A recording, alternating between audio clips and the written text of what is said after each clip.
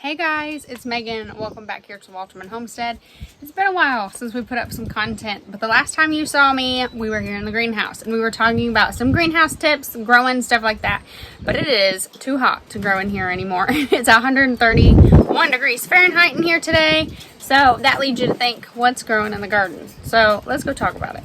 What's growing in the garden? Nothing. It's been one of those years where everything you try goes bad. So we have a cover crop and we planted a cover crop, and so there's videos on that.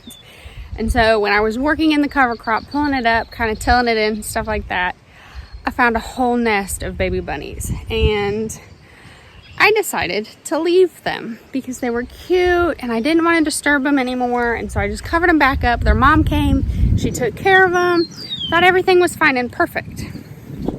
Until I planted the garden. I planted the entire garden, tomatoes, peppers, herbs, flowers, everything that I had started. I went out the next morning and 95% of everything that I planted was gone. I have like one tomato plant. Everything that I planted got nibbled on, or just, it was so disappointing. This little guy is like my last remaining tomato. But I've been really excited at how many volunteer marigolds have come up. You can see there's a tomato right here, but its top's been popped off. And typically, when you pop the top off of a tomato plant, it doesn't do very well. So we'll just see. I've gone ahead and I've planted some more things from seed. I've gone ahead and planted several sunflowers because one of the things that I wanted to do this year, and I'm trying not to cry, is plant sunflowers in memorial for a beautiful friend, Mark Avery from the house on Avery Road.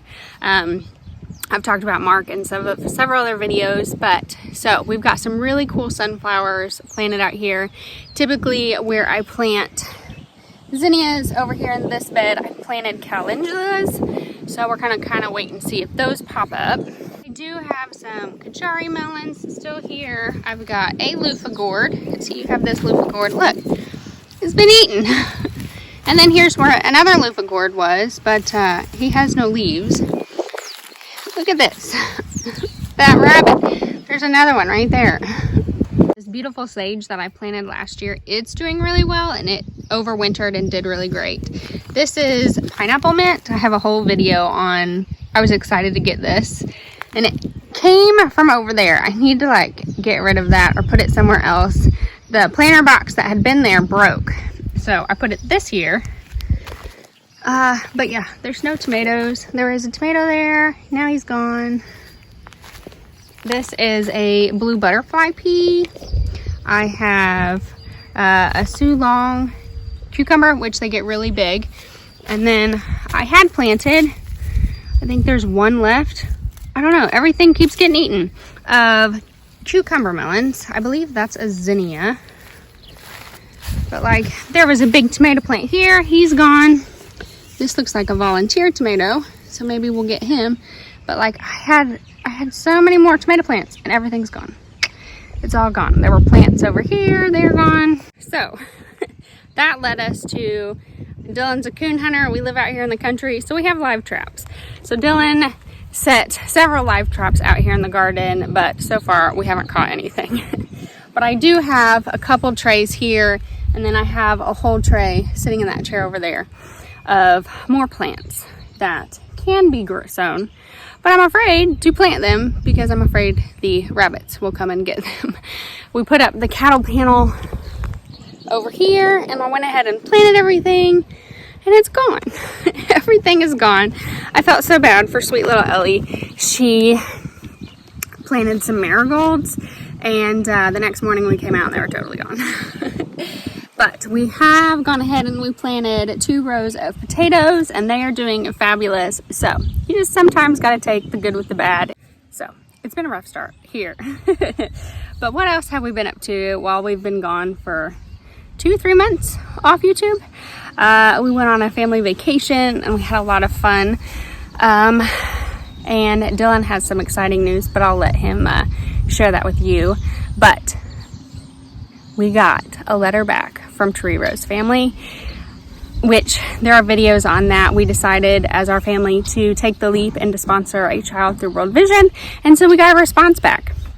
And so we're really excited to share that letter with you guys and maybe inspire you to be a difference in somebody else's life and maybe sponsor a child and build that beautiful relationship. But I'll let that slide, and I'll let Dylan share some exciting news with you guys. Hey everybody, it's Dylan. It's been a minute. It's been a minute. Very excited. We have been going through lots of transitions in life. I took a new job, and I'm very blessed. It allows us as a family to move up in our goals to hopefully move and get into a bigger house. With that being said, we got mail. Yeah. Super excited. So we are very blessed and very fortunate to be able to get back feedback from Choriro is her name. Yeah. And her grandmother has written this letter, and it brought tears to both of us. I did. I bawled my eyes out. I'm a crier, though. I'll cry at anything. But, yeah. When I first got the letter, I thought, oh, it's spam mail. I don't know, just kind of the way that it looked. But then I saw the Zimbabwe sticker, and I was like, oh, that's so exciting. And I cracked it open and bawled my eyes out. So, I'm not going to read the letter because I'll be a babbling baby. So, I'll let Dylan sit and read this. But I'm very excited to be able to read this to you. So, dear friend, I, Maria, am hereby introducing my granddaughter, Choriro. We live in Zimbabwe in an area surrounded by mountains, green pastures, and streams. Choriro is 60 years of age, and due to pandemic COVID-19, our favorite food is rice and wild fruits. We live in our family. There are 5 people. There are 5 in our family. 5 in our family, sorry. And we love to go to church nearly every Sunday. Choriro is looking forward for a friend willing to be her friend. We thank you for sponsoring our community. Yours faithfully, Maria, grandmother. Oh, a bald. So if that doesn't want to make you cry, I don't know what does. But we are so thankful and so blessed to have her a part of our life. I know me and Megan, we really cherish that relationship. And we just thank you so much for being a part of it. Yeah, we will be getting out some new care packages for her this week. But we just wanted to give you guys an update as to what's been going on in our life and like where we went. Because we kind of fell off the face of the earth there for a little bit. But we're hoping to start putting content back out for you. I know there's a braided bread recipe of, was it ham and cheese? I think I did. And we experimented with it and did pizza instead. And that's one of his new favorites. So we'll have to do a video on that and share that recipe with you guys.